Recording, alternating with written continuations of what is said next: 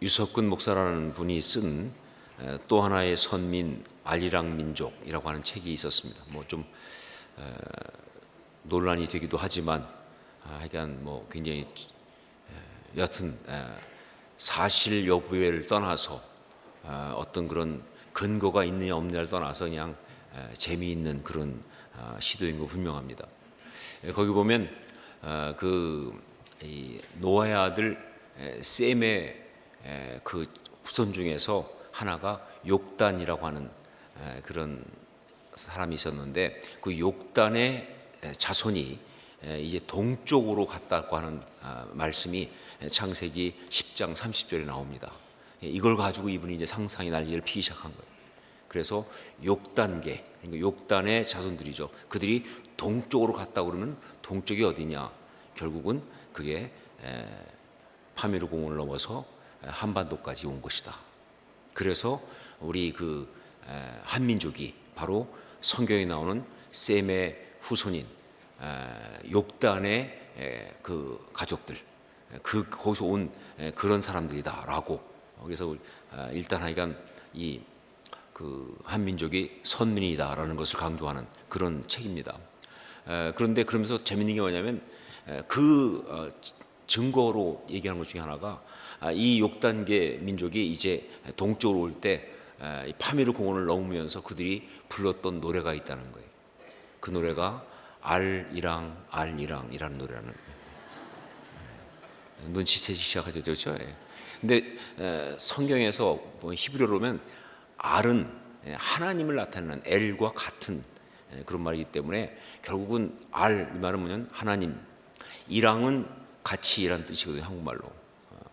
뭐 너랑 나랑 이런 식이니까. 그래서 하나님과 함께 그렇게 고개를 넘어서 산을 넘어서 간다고 하는 그런 노래라고 하면서 그분의 말에 의하면 이 아리랑은 노아 홍수 이후 있었던 가장 오래된 찬송가였다, 이렇게 주장을 해요. 믿거나 말거나 여하튼 노아 홍수 이후에 있었던 가장 오래된 찬송가다. 한민족은 또 하나의 선민이었다, 뭐 이런 식의 이야기입니다. 뭐 근거는 없다고 말씀드렸죠. 이런 식으로 사실 또 우리 민족을 어떤 그런 그 하나님의 선민으로 하나님과 연결시키려고 하는 그런 시도는 상당히 많았습니다. 그래서 뭐 대부분은 정서는 아니지만 예를 들면 그 단군 신화를 얘기하면서 그 단군의 단이 단지파하고 연관이 있다고 보는 그런 사람도 있습니다. 하여간 뭐 믿거나 말고, 또 어떤 사람은 뭐 이건 또 언어적으로 볼 때 말이 안 되지만 조선이란 말이 원래 추선, 그러니까 선택되었다라는 추주에서 온 그런 추선이라는 말이기 때문에 그래서 우리는 이미 선택된 백성이다, 뭐 이런 식의 얘기하는 사람도 있고. 그런데 제가 볼 땐 그렇습니다. 이런 식으로 억지로 여러 가지를 갖다 붙여가면서 하지 않아도 사실 우리 민족 가운데 하나님의 사람인 어떤 흔적들은 있어요. 근데 이것은요, 이렇게 보는 겁니다. 저는 하나님의 형상대로 우리가 다 창조됐잖아요. 그런데 타락함으로 하나님 형상이 깨졌지만, 그러나 그 하나님의 형상대로 지은 어떤 사람의 어떤 그 선한 양심과 의식들이 그래도 남아있거든요. 바로 그 부분 때문에 그래서 우리 민족 가운데도 하나님의 어떤 그런 사람, 그런 어떤 부분들이 있다는 거예요. 그 중에 하나, 정말 우리가 믿지 않는 그런 그 민족이었지만, 신앙이 없는 민족이지만, 그러나 그 가운데 정말 그래도 가치 있고 귀하게 볼 수 있는 게 있다면 그게 바로 효라고 하는 사상입니다. 효도 할 때 효 사상. 물론 이것은 중국의 유교에서부터 이렇게 들어왔다고 다 알고 있어요. 하지만 사실 그 중국의 유교의 효사상조차도 말이죠, 어떻게 보면 똑같이 어떤 하나님의 형상이 깨어지지 않고 남아있는 어떤 그 가운데는 그림자 같지만 그런 것에서 온 것이 아닐까 싶고요. 바로 그게 오면서 우리 민족 가운데 또 있는 그 어떤 나름대로 가치, 어떤 그런 부분, 이것과 딱 심성과 맞아 들어가면서, 그러면서 우리 민족의 삶을 다 끌고 나가는 중심 가치관으로 자리를 잡은 것이다 라고 보는 것이죠. 그렇게 볼 수 있다는 거예요. 자, 여하튼 간에 그런 면에서 저는 이렇게 생각합니다.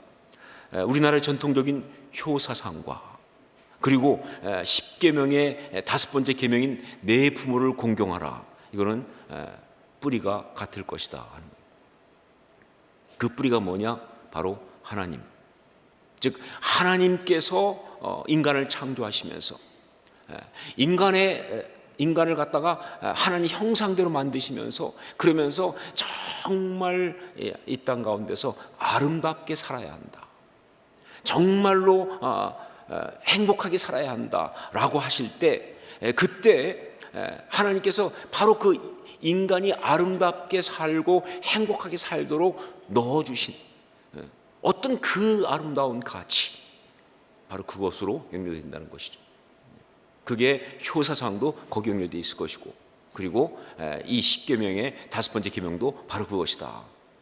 아름다운 하나님의 형상을 가진 사람으로 살아가기 위한 꼭 필요한 지침, 그거로 주신 것이다 하는 거예요.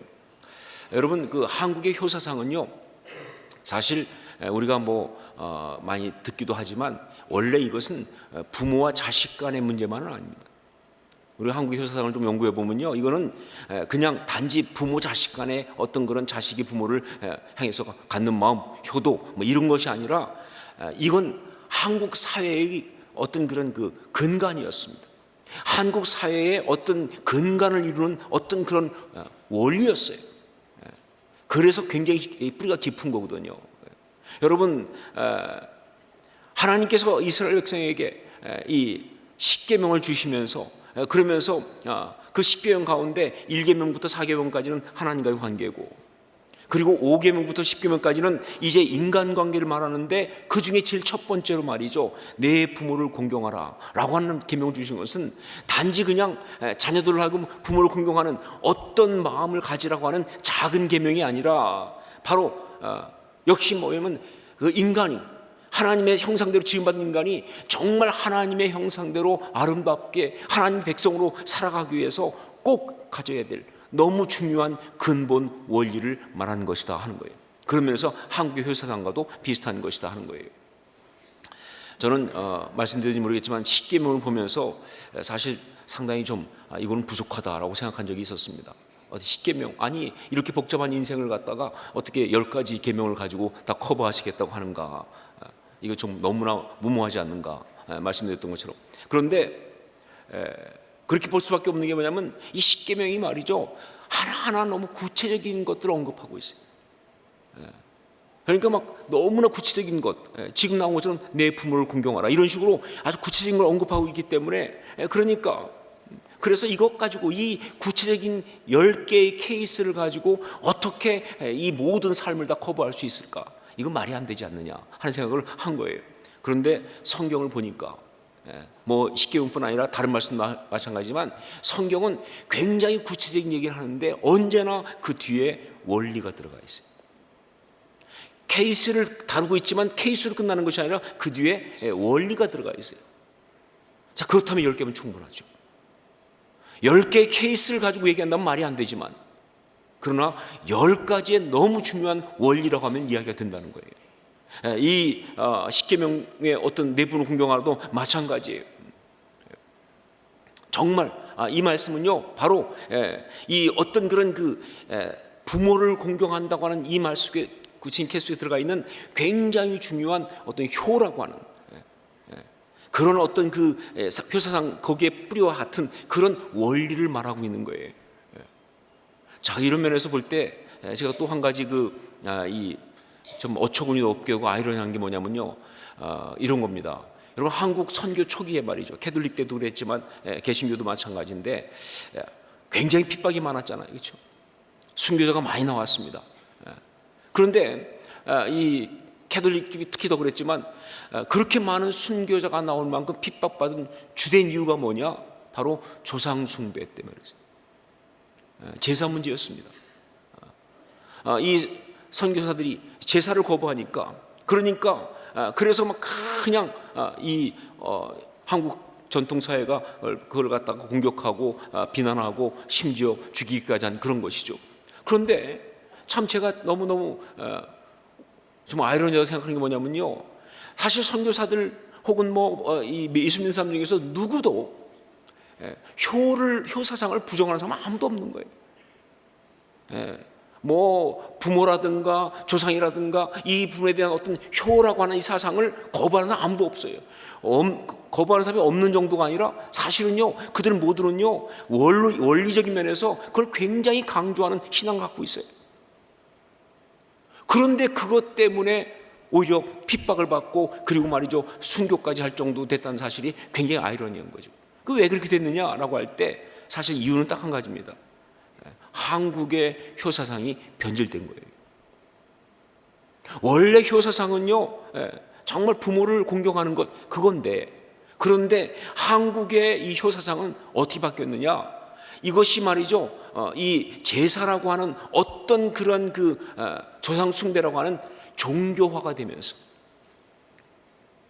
그러면서 정말로 조상을 신으로 모시는 샤머니즘으로 변질되어 버렸어요. 그러면서 말이죠, 이제 결국 이게 또 다른 샤머니즘이 되다 보니까 이 우리의 신앙과 충돌하기 시작한 거예요. 이게 문제가 된 것이죠. 정말 복음과 성경은 절대 그 효사상의 핵심을 부정하는 것도 아닌데, 그 원리를 부인하는 것도 아닌데, 그런데 이게 한국의 전통적인 효사상이 이게 종교가 되어버리면서 샤머니즘, 제사 지내는, 조상 숭배하는, 막 그러면서 조상을 잘 섬겼더니 복을 많이 받았다는 둥 하여간 그 샤머니즘 아니겠죠. 그렇게 되면서 어떤 그런 핍박이 벌어진 참 우스운 이야기가 된 것이죠. 자, 여러분, 그래요.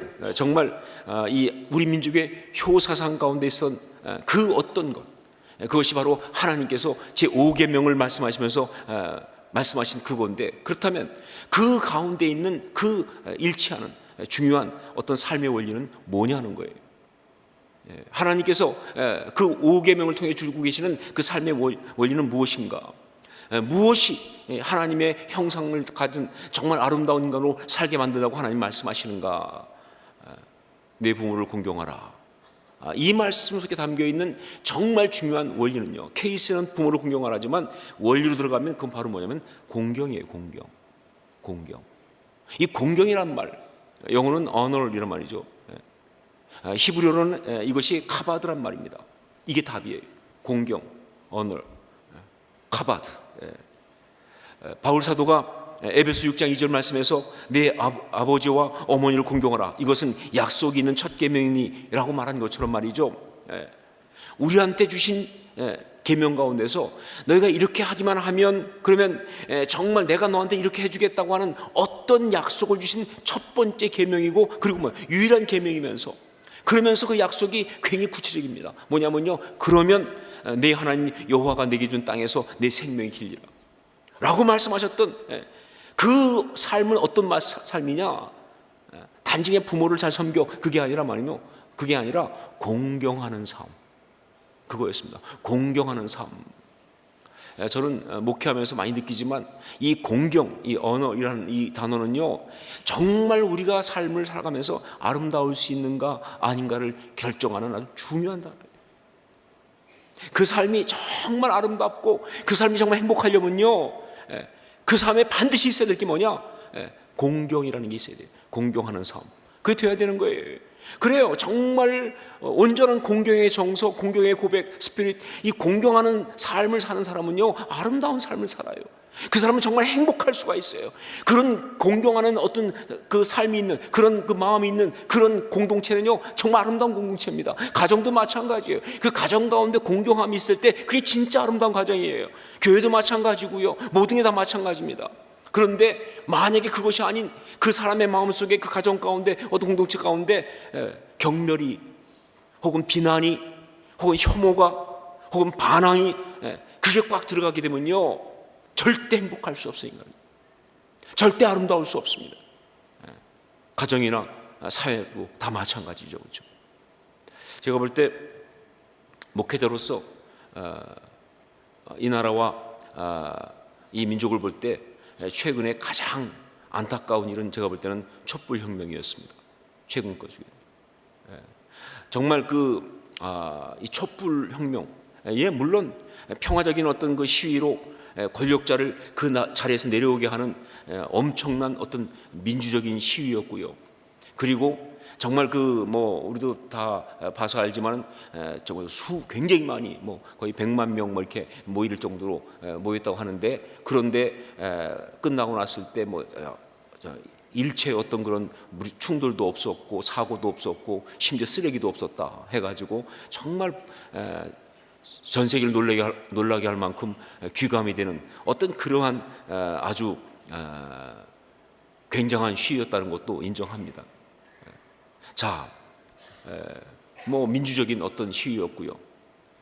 그런데 사실은 거기에는요, 우리가 보지 못하는 굉장한 안타까움이 있어요. 뭐냐면요, 바로 권위의 추락이라고 하는 사실이. 권위를 끌어내렸습니다. 사람들이 권위를 더 존경하지 않고 권력자를 그 권력 자리에서 끌어내렸어요. 이게 정당하냐 아니냐 이걸 따지기 전에 정말 그 자체가 사실 이 민족에게, 이 나라의 굉장한 손상입니다. 여러분, 그런 촛불혁명을 통한 그 시위에서 가장 피해를 본 사람이 누구라고 생각하세요? 우리는 다들 거기에 피해는 그 당시 대통령이었던 사람이 가장 피해를 봤다, 거기서 내려왔으니까 지금도 어려움 겪고 있으니까 할지 모르지만, 제가 볼 때는요, 가장 큰 피해를 본 사람은 우리 모두 다예요. 그렇게 어떤 권위와 어떤 그런 그 리더십에 대해서 그러면서 공경하실 수 없다, 너는 안 된다, 부정한 사람 치고 행복할 수 있는 사람은 한 명도 없어요. 뭐로 아름답겠습니까? 무엇으로 행복하겠어요? 사실 지금 계속 벌어지고 있는 갈등은 그 후유증들 아니겠어요? 그렇죠? 정말 그래요. 개개인 경우도 마찬가지입니다. 그 삶 가운데 정말 어떤 그런 공경하는 태도가 없으면요, 절대로 아름다울 수가 없어요. 이유가 어떻게 되었든 간에 상관없이 정말 자신에게 권위인데 난 그것을 공경할 수 없습니다, 나는 정말 거기다 부정합니다, 난 그것에 반항합니다, 난 그걸 경멸합니다 하는 사람은요, 불행할 수밖에 없어요. 절대로 행복할 수 없는 거예요. 제가 미국에 있을 때 가끔 캘리포니아 북쪽으로 여행을 한 적이 있었습니다. 그런데 그 북쪽으로 여행을 가다 보면 거기에 캘리포니아 보면 중부 정도 되겠지만 중북부 정도 되는데, 거기에 그러니까 프리웨이 번호가 이제 101, 그러니까 101번 프리웨이에서 갈라지는 지방도로가 하나 있는데 그게 46번 도로입니다. 근데 그 46번 도로가 이제 가다가 그 41번하고 만나는 그 부분, 그래서 그게 파소 노블레스라고 하는 그런 지역 부분인데, 거기 가보면 팻말이 하나 있어요. 이렇게. 근데 그 팻말이 뭐라고 써있냐면 제임스 딘 메모리얼 정션이라고 써 있어요. 그 왜냐면 거기가 1955년 9월 30일 날 제임스 딘이 죽은 자리예요. 그 자리가. 그래서 가다 보면 제임스 딘 메모리얼 정션 이렇게 써 있어요. 그래서 거기서 차 사고로 죽었어요. 그가 그 당시 정말 미국의 그 대스타였죠. 젊은이의 청춘의 젊은이의 우상이었고 반항의 아이콘이었던 제임스 딘이 자기의 경주용 차 폴쉐 550을 몰고 가다가 거기서 죽었어요. 차종까지 꼭 말할 필요는 없지만 하여간 그래도 궁금하실 것 같아서 제가 얘기합니다. 어떤 차인지 저도 몰라요, 사실. 제가 한번 거기 지나가면서 그 제임스 딘을 생각해 봤습니다. 제가 기억하는 제임스 딘은 어떤 게 제일 먼저였냐면요, 제가 어릴 때 자이언트라는 영화를 봤거든요. 보신 분 있겠지만 그 자이언트 영화에 보면 이 텍사스의 이 목장에서 제임스 딘이 일꾼으로 나오잖아요. 근데 거기서 역시 특유의 그 반항의 눈빛을 가지고 하여간 우리 집에 그런 애 있으면 가만두지 않습니다, 제가. 하여간 삐딱한. 근데 그 주인 여자를 좋아하죠, 속으로는 사실은. 그런데 그러다가 그 제임스 딘이 거기서 막 있으면서 결국은 주인하고 계속 부딪히니까 그 주인이 이제 그 소위 말해 임금으로 그냥 못 쓰는 땅, 그냥 이렇게 잘 풀도 자라지 않는 못 쓰는 땅을 주잖아요. 그걸 받아가지고 뛰쳐나가는데 거기서 그만 석유가 나오기 시작한 거예요. 그래가지고 이제 석유를 막 이제 뽑고 그래서 돈을 엄청 벌어. 그러니까 그 텍사스에 석유가 나올 때 그 얘기입니다. 그래가지고 그래서 막 갑자기 제임스 딘이 막 이렇게 돈을 많이 번 사람이 됐는데, 그런데 그렇게 돈을 많이 벌었지만 결국은 뭐예요? 그렇다고 행복한 게 아니죠. 마지막 장면 제가 기억하는 건 그냥 술을 잔뜩 취해가지고 그래가지고 막 그냥 이 엘리자베스 테일러한테 이렇게 막 얘기하다가 거절당하면서 혼자 쓰러지는 장면을 보면서 저 어린 가슴에도 정말 가장 안타까운 삶이다. 왜 저 남자는 이렇게 불행할까? 돈도 많이 벌고 그런데 왜 저렇게 행복하지 않을까 싶은 아주 강한 안타까움을 남긴 그런 모습이 바로 제임스 딘의 모습이었어요. 근데 실제로 제임스 딘이 그랬습니다. 뭐 그 사람이 뭐 24살의 나이에 요절했다는 것 때문에 불행한 것이 아니고요, 정말 불행했던 사람이에요. 제임스 딘은요 딱 영화 3편으로 대박친 사람이에요. 그 정도로 정말 굉장한 인기로 돈을 벌고 있지만 그는 정말 미친 듯이 달리다가 결국은 생명을 던져버릴 수밖에 없을 만큼 그렇게 정말 답답한 그런 삶이었어요. 불행한 삶이었어요. 이 분노가 해결이 안 되는 사람이었어요.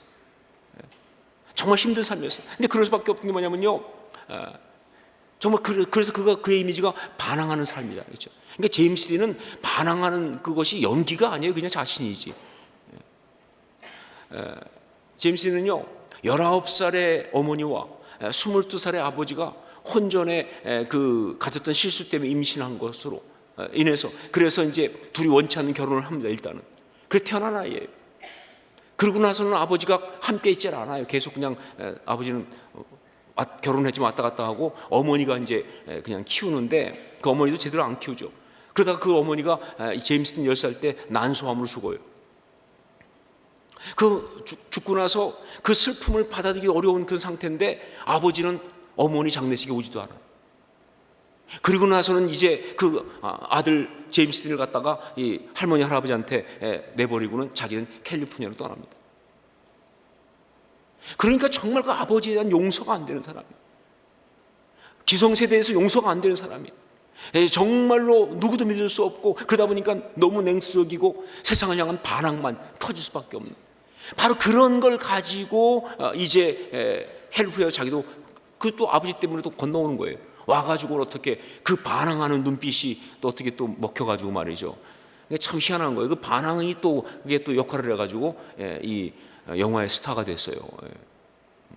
그런데 참 아이러니하게도 그 반항하는 모습 때문에 그가 인기는 얻었지만 바로 그 반항하는 그것 때문에 그는 행복할 수가 없었고 결국은 그렇게 죽을 수밖에 없었다 하는 것이죠. 여러분, 그래요. 공경을 잃어버리면 아름다움은 있을 수가 없습니다. 공경을 잃어버리면 행복은 있을 수가 없는 거예요. 그래서 하나님께서 우리에게 주신 제5계명은 아주 단호하고 분명합니다. 내 부모를 공경하라. 그리하면 내 하나님 여호와가 내게 준 땅에서 내 생명이 길리라. 행복하게 살려면, 아름답게 살려면 공경의 삶을 살아야 한다는 거예요. 공경하는 그 마음이 있어야 한다는 거예요. 여러분, 정말 어쩌면 우리가 지금 오늘 이 시대에 정말 직면할 수밖에 없는 이 문제가 이 메시지로 주어진 거예요. 신앙을 가지고 살아가면서 아름답게 살아야 될 거 아니에요. 행복할 거 아니에요. 어떻게? 오늘 말씀에서 아주 강력하게 주는 건 바로 뭐냐면 공경하는 삶을 살아야 한다. 공경의 그 영성, 그걸 가져야 한다는 거예요. 그렇죠? 그게 중요하다는 겁니다. 그것이 네가 잘 살 수 있는, 행복하게 살 수 있는 그런 것이라고 그렇게 성경이 단정적으로 말하는 거예요. 자, 그렇다면 공경하는 삶, 아름다운 삶, 행복한 삶, 그건 어떤 것이냐, 거기에 어떤 메시지가 있느냐, 그 내용을 좀 같이 좀 보려고 합니다. 첫째로 이 공경하는 삶, 이 말씀을 주신 걸 보면요, 이 공경하는 삶을 살라는 것은요 하나님의 명령입니다. 내 부모를 공경하라라고 명령하셨습니다. 이 공경하는 삶을 살라고 하는 것은 하나님의 명령이에요. 제가 한 번은 그 어버이 주일을 맞아서 설교하는 어떤 목사님의 설교를 들었는데, 그런데 이 목사님이 이 10계명의 이 5계명을 가지고 설교하시더라고요. 뭐 당연히 그렇겠죠. 그런데 그걸 설교하면서 막 이제 그렇게 얘기하는 거예요. 이 부모님이 얼마나 우리를 위해서 많은 사랑을 주셨고 은혜를 주셨는지, 그러면서 막 부모가 없었으면 우리가 태어날 수 있었겠, 우리를 낳을 때부터 해서 막 그 어떤 그런 하여간 그 부모의 어떤 그런 것, 그 다음에 뿐만 아니라 막 이제 키우면서 얼마나 고생을 하시는지 막 그걸 또 굉장히 감정적으로 이제 막 이렇게 하면서 우리의 감정을 좀 더 자극할 수 있도록 설교를 하는데, 굉장히 아주 감동적으로 설교를 하셨더라고요. 그래서 저도 정말 그 은혜를 받으면서도, 근데 그 순간 제가 들어오는 생각이 있었어요. 저는 좀 가끔 그래요. 은혜 받으면서 질문이 자꾸 나올 때가 있어가지고 문제가, 혹시 부모인데 나를 낳아준 부모가 아니면 그럼 공경 안 해도 되나? 혹시 부모인데 나를 제대로 잘 키워주지 않은 부모라면 그럼 공경 안 해도 되나? 나를 키우기 위해서 희생 많이 한 부모가 아니라면 그런 부모 있잖아요, 그렇죠? 그럼 우리는 공경 안 해도 되나? 이 생각이 갑자기 들어온 거예요. 그래서 그런 생각을 가지고 다시 말씀 보니까요, 거기엔 어떤 이유도 없습니다. 이러니까 부모를 공경하라? 없어요. 이것 때문에 부모를 공경해야 한다? 아니요, 없어요. 그냥 부모를 공경하라고 명령하실 뿐이다 하는 것입니다. 그렇게 해야 될 어떤 이유도 말씀하고 있지 않습니다. 하나님은 이유를 말씀하지 않으셨어요. 조건을 붙이지 않았습니다. 그냥 뭐예요? 부모를 공경하라고 그랬어요. 공경할 만하다든가 아니라든가 이건 고려 대상이 아니라고 하는 거예요. 왜냐하면요, 이 부모를 공경하라 이것은요, 우리의 자연적 감정의 어떤 반응을 말한 게 아니기 때문에 그래요. 또 상황을 가지고 상황이 되면 공경하고 아니면 안 되고 그게 아니에요. 무조건 공경하는 것이기 때문에. 이것은요, 그 사람의 문제가 아니라 내 문제지. 무조건 공경해야 되기 때문에 그냥 상황과 조건과 상관없이 그냥 공경하는 삶을 살아야 돼요. 왜냐하면 그래야 우리가 행복할 수 있으니까. 그래야 내가 아름다울 수 있기 때문에 그런 거예요. 이게 너무 중요한 거예요.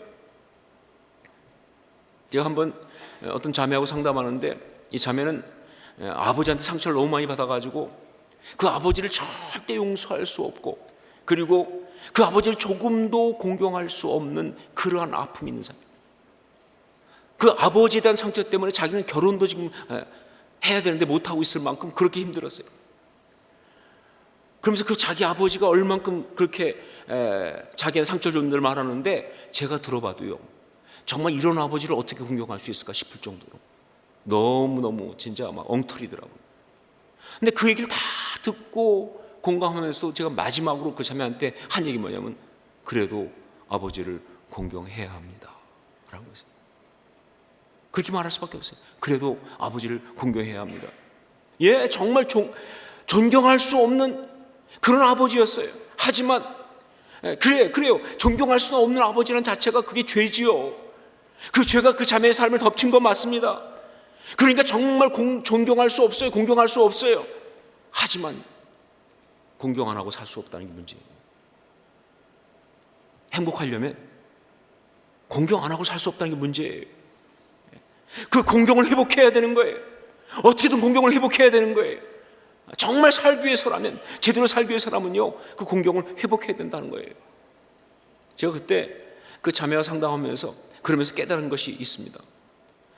부모로서 자녀에게 줄 수 있는 최고의 선물은요, 최고의 사랑은요, 돈도 아니고 환경도 아니고 신체적, 지적으로 어떤 훌륭한 조건을 물려주는 것도 아니고 그냥 존경받을 수 있는 부모가 되는 거예요.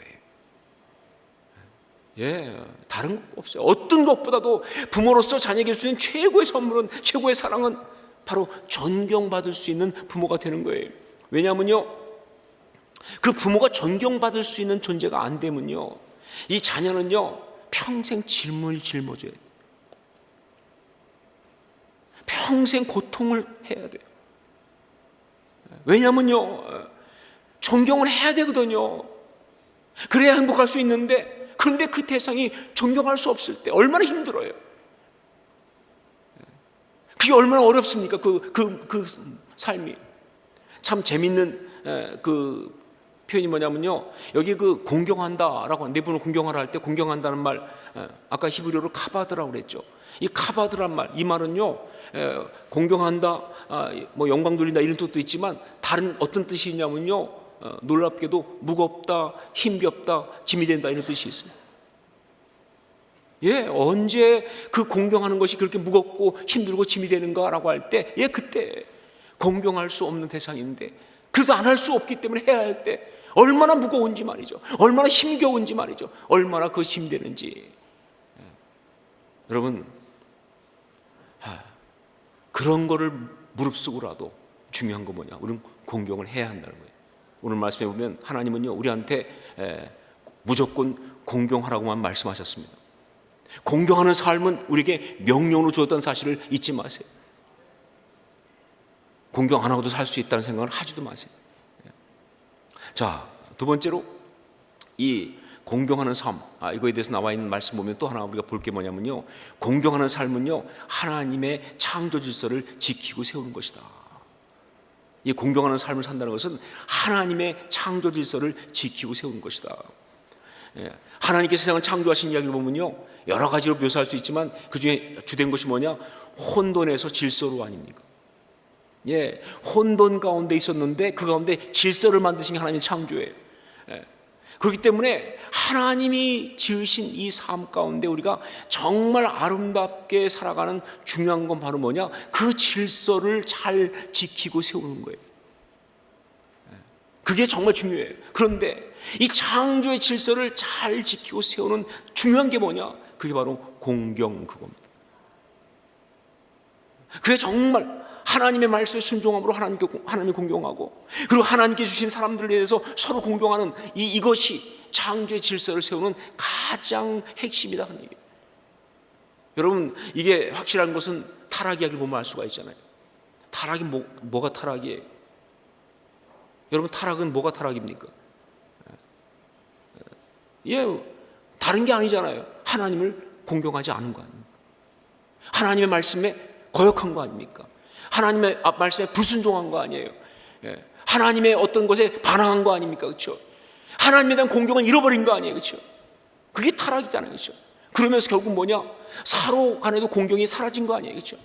아담과 하와가 정말 서로를 공경하도록 되어 있는데, 그런데 말이죠, 이제 그 하나님을 공경하지 않은 다음에 서로에 대해서도 뭐예요? 이제 책임 전가, 비난. 공경해야 될 것이 말이죠, 책임 전가, 비난이에요. 그리고 말이죠, 서로 상대를 지배하려고 하는 싸움. 그리고 서로를 향해서 어떤 수치를 주는 어떤 그런 이야기들. 이게 바로 타락의 이야기 아니냐는 거죠. 예, 공경이 창조 질서를 지켜나가는 핵심이에요. 여러분, 정말 공경하는 삶을 산다는 것은요, 하나님의 창조 질서를 지키고 세우는 그런 삶을 산다는 것이기 때문에, 바로 우리가 공경하는 삶을 살면 우리의 가정은, 우리 공경하는 삶을 살면 우리 교회는, 우리가 공경하는 삶을 산다고 하면 우리가 살아가는 어떤 그런 삶의 모든 것은 뭐가 되느냐? 에덴 동산이 되는 줄로 믿습니다. 천국이에요. 다른 게 아니에요. 천국이에요. 서로 비난하고 공격하고 반항하고 지옥이지만, 정말 공경하는, 그 권위를 공경하는 그런 삶을 사는 사람은요, 그 마음부터 시작해서 그 공동체가 다 천국 되는 거예요. 이 사실을 우리가 또 잊으면 안 된다 하는 것이죠. 세 번째로 한 가지 더, 공경하는 삶을 사는 것이 바로 뭐냐? 영적인 능력이라는 겁니다. 공경하는 삶을 사는 것이 바로 영적인 능력이다. 말씀드린 것처럼 인간이 타락할 때 인간은요, 공경을 버리고 거역과 반항하는 것을 택했어요. 그런데 그렇게 타락하면서 뭐가 어떻게 됐느냐? 바로 인간의 본성이 거역과 반항이 되고 말았어요. 이게 본성이 된 거예요.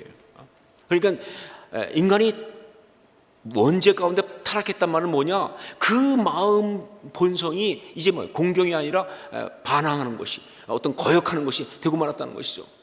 자, 그렇기 때문에 그런 가운데서 우리가 공경하는 삶을 산다고 하는 건 무슨 뜻이냐? 영적인 능력으로 그걸 뒤집는 거예요. 여러분, 영적 능력은요, 죄성을 누르고 이기는 게 영적 능력 아닙니까? 그렇죠? 영적 능력은 바로 뭐예요? 그 어떤 죄된 모든 흐름 속에서 하나님께 향해 나가는 게 능력 아니에요? 예, 그게 십자가의 가장 중요한 모습 아닙니까? 그렇죠? 그렇기 때문에 공경도요, 공경한다는 건 뭐냐? 그건 영적인 능력이 되는 거예요. 예, 제가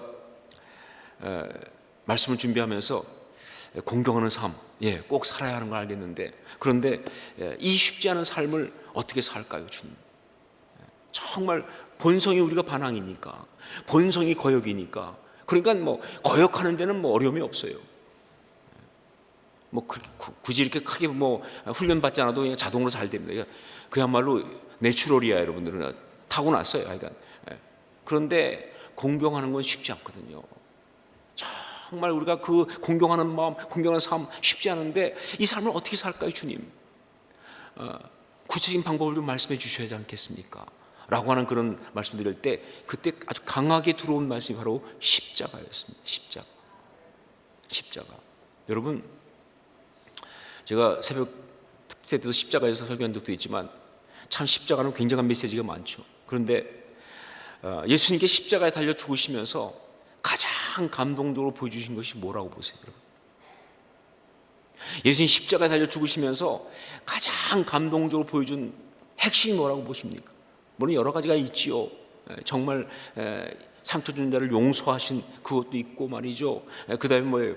정말 이 사람들의 영혼을 구하기 위해서 자기를 내어주는 어떤 그런 희생도 있고 뭐 다 정말 거룩한 어떤 그런 모습도 있고 다 있죠. 그런데 여러분, 겟세마네 동산부터 시작해가지고 쭉 보면 나오겠지만 십자가의 가장 주된 정서는 하나님을 공경하는 거였습니다.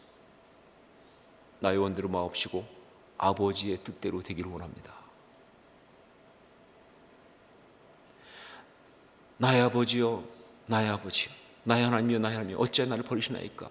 라고 부르짖으면서도 말이죠, 끝까지 그 하나님 앞에서 반항하지 않고 거역하지 않고 그 뜻을 따라갔던 그 공경이 십자가예요.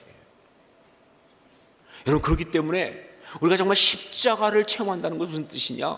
바로 그 공경의 영성을, 그 삶을 산다는 거예요. 예, 맞아요. 정말 십자가를 체험하게 되면요, 십자가에 나를 못 박게 되면요, 바로 그 다음에 우리 가슴 속에 타져나오는 게 바로 뭐냐? 공경의 영성이에요. 그래서 저는 이렇게 봅니다. 누군가가 신앙이 있고 은혜를 받았다고 하는데도 불구하고 말이죠, 정말 어떤 그런 반항하고 부정하고 비난하고 하는 어떤 그런 공경이 아닌 다른 영성을 갖고 있다고 한다면요, 그 사람 십자가 통과 못한 거예요. 정말 십자가를 통과한 은혜를 받은 사람들은요, 그 십자가를 통과하고 나면 거기 내 자아를 못 받고 나를 죽이고 예수 그리스도와 함께 죽고 다시 살아나는 은혜를 경험하고 나면요, 이 가슴속에 터져나오는 게 바로 뭐냐면요, 정말 이 공경의 영성이에요. 절대 거기에서 부정하는 사람 없습니다. 분노하는 자 없어요. 비난하는 자 없어요. 정말 사랑하고 축복하고 감사하면서 그 공경의 어떤 그런 마음을 갖는다는 것이죠. 여러분, 공경하는 삶, 십자가 신앙으로만 가능합니다. 그래서 그것은 영적인 능력인 거예요. 그냥 되는 게 아니에요. 우리가 정말 공경하는 삶을 산다는 것, 그건 영적인 능력이다. 내 부모를 공경하라 말씀드렸습니다. 단지 효도의 이야기만이 아니라고. 이것은 바로 하나님의 형상을 가지고 살아가는 하나님의 사람들의 아름다운 모습이라는 사실을 기억할 수 있기를 주님으로 축원합니다. 예, 우리는 그렇게 살아야 합니다. 정말 살아가면서 나도 모르게 자꾸 거역하는 영이, 어떤 부정하는 것이, 파괴하는 마음이, 어떤 비난과 그런 것이 올라오고 그런 어떤 생각이 올라올 때마다 여러분, 그건 그냥 놔둘 것이 아니라 십자가의 못을 박아야 합니다. 그러면서 정말 하나님을 향해서 갖고 있는, 그리고 하나님 주신 사람들을 향해 갖고 있는 이 공경의 스피릿, 그 마음을 회복할 수 있기를 주님으로 축원합니다. 그러면 행복할 것입니다. 네 하나님 여호와가 내게 준 땅에서 내 생명이 길리라. 단호하게 약속하셨어요. 그러면 행복할 것이다. 그러면 아름다울 것이다. 그러면 정말 복된 성공적인 그 삶을 넌 이 땅 가운데 살면서 천국까지 갈 것이다. 그렇게 사는 우리 모두가 될 수 있기를, 우리 교회가 될 수 있기를 주님을 축원합니다. 기도하겠습니다.